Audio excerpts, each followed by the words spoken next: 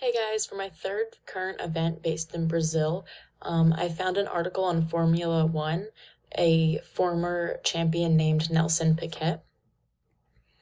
Formula One, for those who are unfamiliar, it is the highest class of international racing.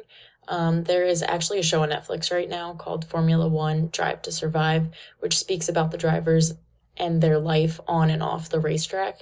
And then I just included a picture of what their cars look like, just so you could get a picture if you've never heard about Formula One before.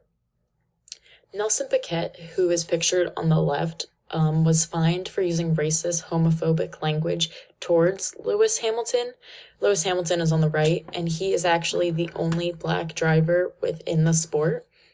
The charges were brought by four human rights groups, including Brazil's National LGBT Plus Alliance, in which they wanted Piquet to pay 10 million Brazilian reals for his moral damages, but they ended up deciding on 5 million instead. And although Piquet made these comments in the summer of 2021, it is a current event because he is now being charged for these comments. And then lastly, Hamilton is now calling for action for change in the older generation's mindsets.